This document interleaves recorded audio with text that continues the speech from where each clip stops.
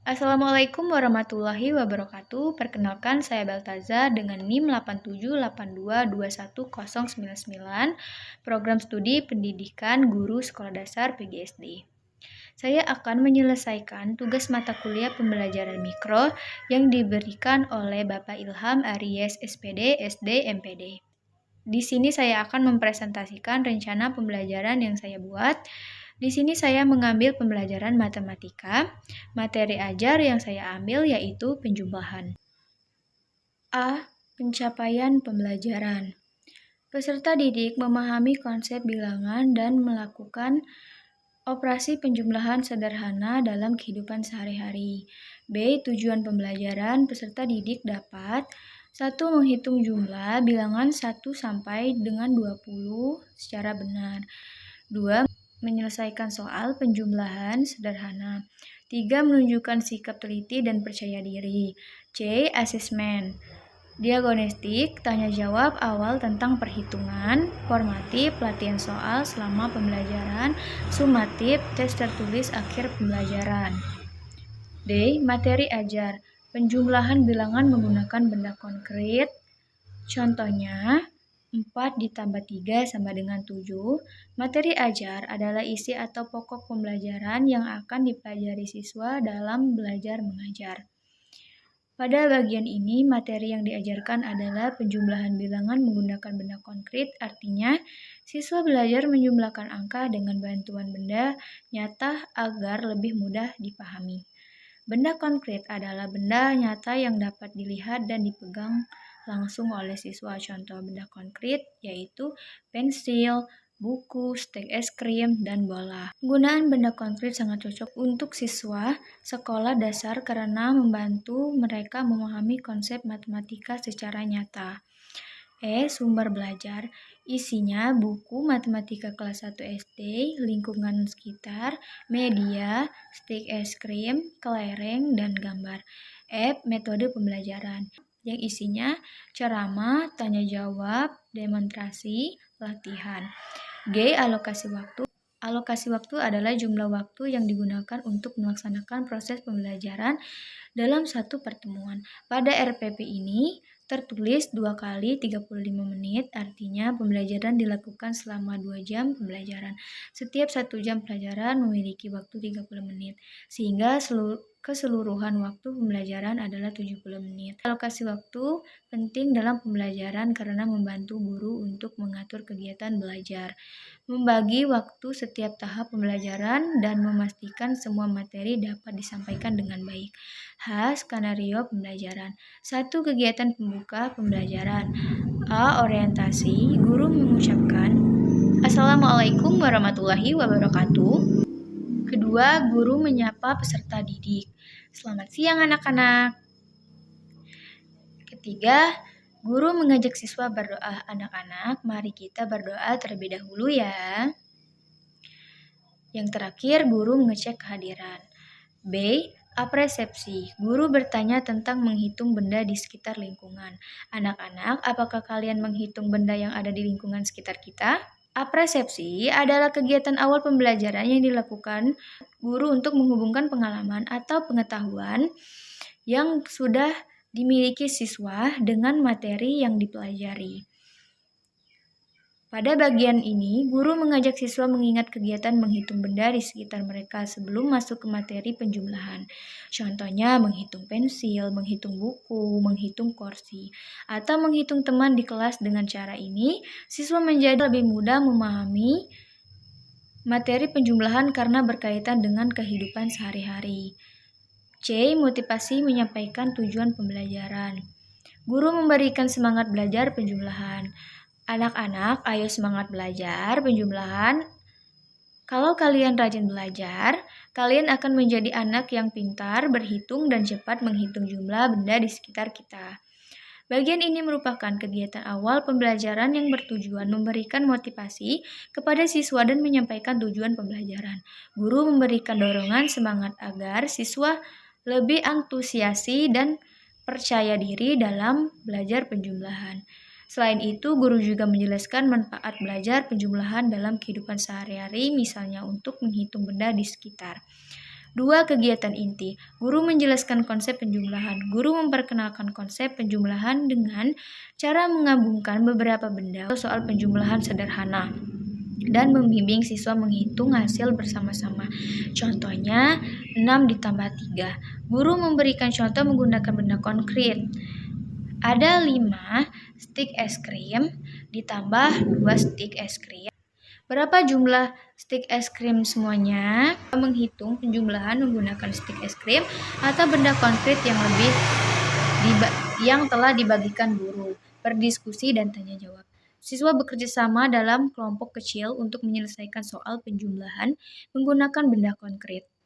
3. Kegiatan penutup pembelajaran. Pembelajaran dalam RPP materi penjumlahan. Kegiatan penutup dilakukan oleh siswa dapat meningkatkan kembali materi yang telah dipelajari, mengetahui tingkat pemahamannya, serta menutup pembelajaran dengan tertib berikut penjelasannya.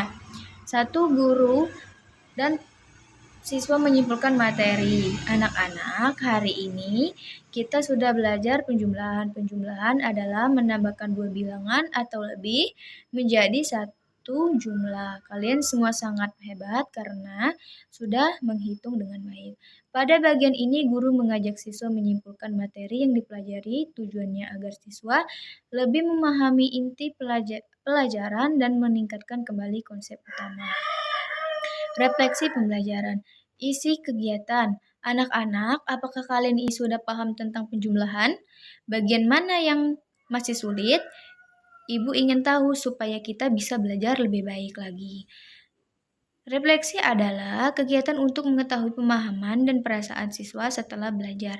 Guru memberi kesempatan kepada siswa menyampaikan kesulitan yang dialami. Pemberian tugas, anak-anak untuk tugas di rumah nanti silakan kerjakan soal penjumlahan yang ibu berikan di buku kalian ya. Guru memberikan latihan sebagai kegiatan materi, sebagai penguatan materi yang telah dipelajari di kelas. Fungsinya melatih kemampuan siswa secara mandiri, mengulang kembali materi di rumah, mengetahui kemampuan siswa setelah pembelajaran dengan tertib dan sopan. Guru mengajak siswa berdoa sebagai bentuk rasa syukur setelah belajar. Fungsinya menutup pembelajaran secara resmi, menambahkan sikap disiplin dan sopan santun, membiasakan siswa berdoa sebelum dan sesudah belajar. Perangkat penilaian asesmen. 1. Penilaian sikap. Penilaian sikap dilakukan untuk melihat perilaku siswa selama pembelajaran berlangsung. Guru mengamati sikap siswa saat belajar di kelas. Fungsinya membentuk karakter siswa, melatih kebiasaan baik, mengetahui perilaku siswa selama belajar. Disiplin. Artinya mematuhi aturan dan mengikuti pembelajaran dengan tertib. Contoh perilaku, datang tepat waktu, mendengarkan penjelasan guru, mengerjakan tugas sesuai waktu. B. Tanggung jawab, artinya siswa melaksanakan tugas dengan baik dan bersungguh-sungguh. Contoh perilaku, menyelesaikan tugas sendiri, menjaga alat belajar, mengumpulkan tugas tepat waktu. C. Percaya diri, artinya siswa berani mencoba dan berani menjawab pertanyaan. Contoh perilakunya, berani maju ke depan kelas, berani menjawab soal, dan tidak takut bertanya. 2. Penilaian pengetahuan. Penilaian pengetahuan digunakan untuk mengetahui pengalaman siswa terhadap materi penjumlahan, mengukur kemampuan berhitung siswa, mengetahui apakah siswa memahami materi, menjadi bahan evaluasi guru. 2 ditambah 3 sama dengan 5. 5 ditambah 4 sama dengan 9. Pada soal pertama, siswa menunjukkan angka 2 dan 3 sehingga hasilnya adalah 5. Pada soal kedua, siswa menjumlahkan angka 5 dan 4 sehingga hasilnya 9. 3. Penilaian keterampilan. Penilaian keterampilan digunakan untuk melihat kemampuan siswa mempraktikkan penjumlahan secara langsung. Tujuannya melatih kemampuan berhitung siswa, mengetahui keterampilan siswa menggunakan benda konkret, membantu siswa belajar secara aktif. Contoh kegiatan, siswa menghitung jumlah pensil, siswa menjumlahkan gambar buah, siswa menggunakan jari tangan untuk berhitung. J. Refleksi peserta didik dan pendidik. Refleksi peserta didik adalah kegiatan siswa menilai dirinya sendiri setelah mengikuti pembelajaran. Tujuannya agar siswa mengetahui kemampuan dirinya. menyadari kesulitan belajar dan belajar lebih percaya diri. Pertanyaan 1, apakah saya berani menjawab pertanyaan guru? Pertanyaan digunakan untuk melihat keberanian dan kepercayaan diri siswa selama pembelajaran. Tujuannya melatih keberanian siswa berbicara, menumbuhkan rasa percaya diri, membiasakan siswa aktif di kelas. Contoh jawaban siswa, ya saya berani menjawab. Saya masih malu menjawab. Pertanyaan 2, apakah saya sudah memahami materi penjumlahan? Penjelasannya, pertanyaan ini membantu siswa menilai pemahamannya sendiri terhadap materi yang dipelajari. Tujuannya, mengetahui tingkat pemahaman siswa, membantu guru mengetahui siswa yang masih kesulitan, melatih kejujuran siswa dalam belajar. Contoh jawaban siswa. Saya sudah memahami, saya masih bingung menghitung angka besar. Refleksi pendidik. Refleksi pendidik adalah kegiatan guru mengevaluasi proses pembelajaran yang telah dilakukan. Tujuannya agar guru dapat memahami pembelajaran berikutnya menjadi lebih baik. Pertanyaan 1, apa yang perlu diperbaiki pada pembelajaran berikutnya? Guru menilai kekurangan selama mengajar, misalnya metode media atau pengolahan kelas. Tujuannya memperbaiki kualitas pembelajaran, mengetahui hambatan saat mengajar, membuat pembelajaran lebih efektif. Contoh refleksi guru, siswa masih sulit memahami soal cerita. Media pembelajaran perlu dibuat lebih menarik, waktu pembelajaran perlu diatur lebih baik. Pertanyaan kedua, apakah tujuan pembelajaran sudah tercapai? Guru mengevaluasi apakah siswa sudah mencapai tujuan pembelajaran yang telah ditentukan. Tujuannya mengetahui keberhasilan pembelajaran, menentukan apakah materi yang perlu diulang menjadi dasar rencana pembelajaran berikutnya. Contoh refleksi guru, sebagian besar siswa sudah dapat menjumlahkan dengan benar. Masih ada beberapa siswa yang perlu dibimbing. K. Lembaran Kerja Peserta Didik atau LKPD. LKPD adalah lembar tugas atau latihan yang diberikan guru kepada siswa untuk dikerjakan selama atau setelah pembelajaran. LKPD membantu memahami materi melalui latihan secara langsung. Pada bagian ini, LKPD berisi soal tentang penjumlahan sederhana. Penjelasan LKPD, soal 1 ditambah 2 sama dengan 3. Siswa menjumlahkan angka 1 dan 2, angka 1 ditambah angka 2 menghasilkan 3. Tujuannya soal ini untuk melatih kemampuan dasar berhitung siswa. Soal 2, 3 ditambah 4 sama dengan 7. Siswa menjumlahkan angka 3 dan 4, hasil penjumlahannya adalah 7. Soal ini melatih ketelitian siswa dalam menghitung. Soal 3, 6 ditambah 2 sama dengan 8. Siswa menjumlahkan angka 6 dan 2, hasilnya adalah 8. Soal ini membantu siswa memahami konsep penambahan bilangan. Fungsi LKPD memiliki beberapa fungsi penting, yaitu melatih kemampuan siswa. Siswa dapat memperhatikan materi yang dipelajari, meningkatkan pemahaman. Dengan latihan, siswa lebih mudah memahami konsep penjumlahan. Melatih kemandirian, siswa belajar mengerjakan tugas sendiri, menjadi alat evaluasi guru. L. Pengayaan remedial. Adalah kegiatan pembelajaran tambahan untuk membantu siswa yang belum memahami penjumlahan. Guru memberikan latihan yang lebih mudah agar siswa dapat memahami konsep dasar terlebih dahulu. Contoh soal remedial, 1 ditambah 1 sama dengan 2, 2 ditambah 1 sama dengan 3.